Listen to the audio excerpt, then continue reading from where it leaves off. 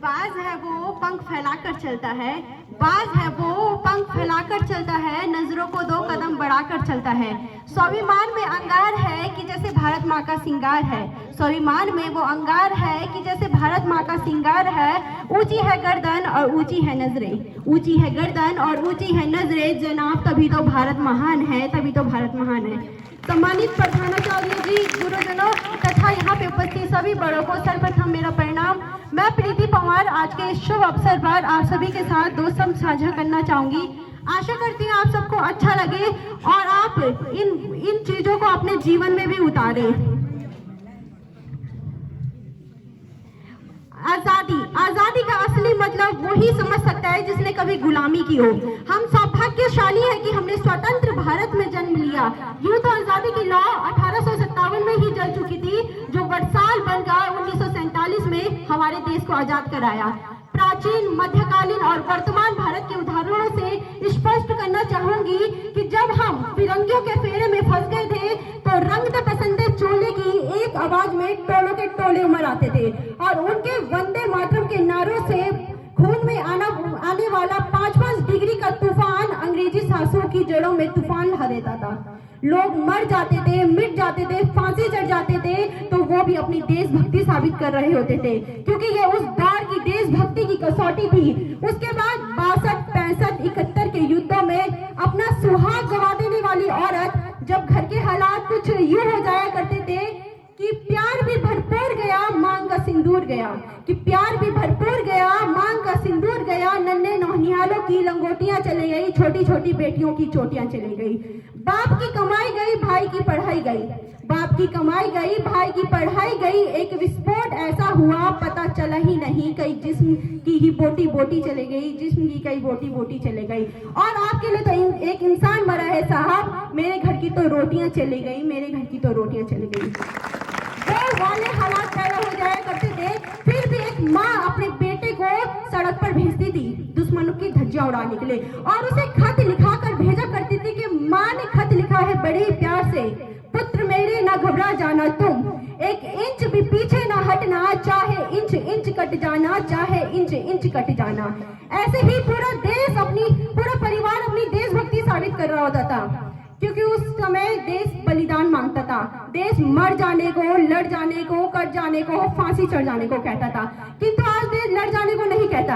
आज देश मर जाने को, मिट जाने को, फांसी चढ़ जाने को नहीं कहता, बल्कि मेरी नजर में यदि कोई व्यक्ति अपना काम पूरी ईमानदारी, पूरी मेहनत, पूरी लगन से करे तो वही सबसे बड़ा देशभक्त है। मैं नहीं मानती कि व्हाट्सएप की डीपी को 3 रंग में रंगना ही देशभक्ति है। और हाँ, यदि आप कहेंगे कि साल में 2 बार झंडा हाथ में ले लेने से देशभक्ति है, तो मैं पूछना चाहूंगी कि फुटपाथ पे रहने वाला वो बच्चा ट्रैफिक की छांव में नंगे पांव में जब तिरंगा बेच रहा होता है, तो क्या आप उसे उसकी देशभक्ति कहेंगे? ये उसकी देशभक्ति नहीं, ये उसके पेट की भूख की शक्ति है जो उसे ऐसा करने में मजबूर कर रही है। क्योंकि न मस्जिद को जानते, न शिवालों को जानते, न मस्जिद को जानते, न शिवालों को जानते।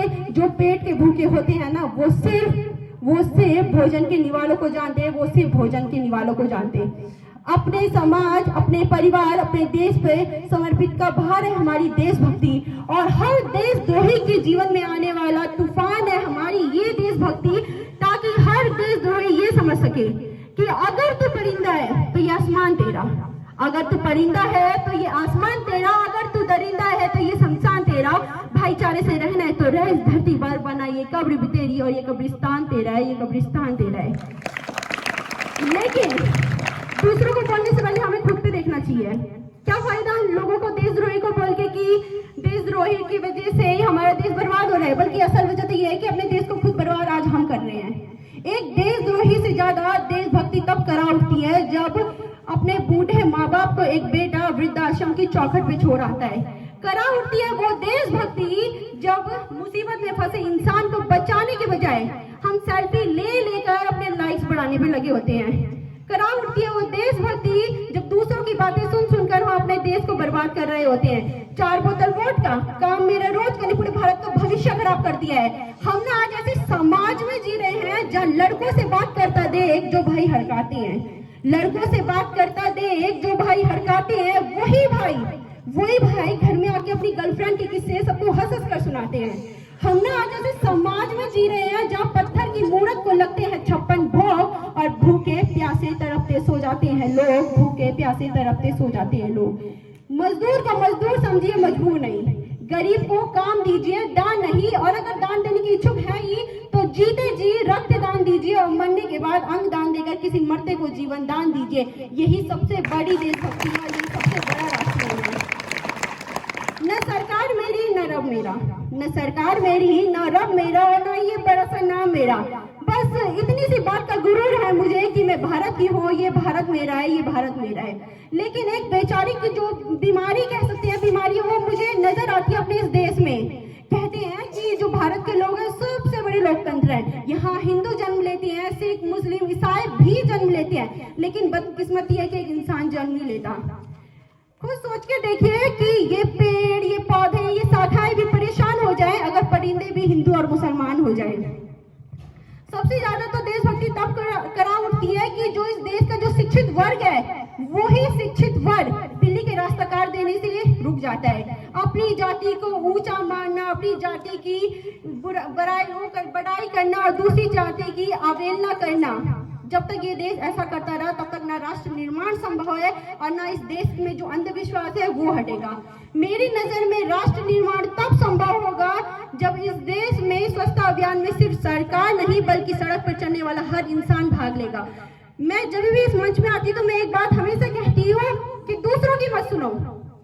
दूसरा आपको कुछ करके नहीं देगा, आपको जो करना है खुद करना है। तो देश के लिए कुछ करने के लिए आपको दूसरों पे देखने की क्यों जरूरत पड़ती है कि जब तक ये आगे नहीं बढ़ेगा मैं भी आगे नहीं बढ़ूंगा।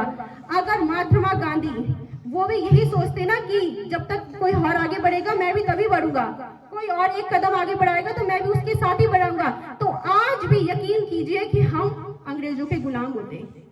जब वो आगे बढ़ सकते तो हम क्यों नहीं। और एक बात कहना चाहूंगी कि जिस दिन महात्मा गांधी शहीद हुए उस दिन हर देश में रहने वाले हर एक नागरिक, बच्चे, बूढ़े, जवान के अंदर एक महात्मा गांधी जिंदा हो गया था। याद रखिए, अगर हम करना चाहें तो आज भी देश बदल सकते हैं। मानती हूँ उस हद तक नहीं बदल सकते, लेकिन कुछ हद है जो हम बदल सकते, काफी अच्छा बना सकते हैं आज भी अपने देश को। जो हमारे महान व्यक्ति थे उन्होंने एक सपना देखा था कि हमारे देश में लोग प्यार प्रेम से रहेंगे, दूसरों की मदद करेंगे, अपने पूरे परिवार को, अपने देश को पूरा एक परिवार मानेंगे। लेकिन दुख है कि हम इस बात को पूरा नहीं कर पाए। तो अंत में ज्यादा न कह के इतना ही कहूंगी कि जागरूक बनिए। मेरा भारत महान था, महान है, महान रहेगा। हौसला होगा सबके दिलों में बुलंद तो एक दिन पाकिस्तान भी जय हिंद कहेगा। पाकिस्तान ही क्यों, सारा जहां जय हिंद कहेगा। क्योंकि सारे जहां से अच्छा हिंदोसिता हमारा, सारे जहां से अच्छा हिंदोसिता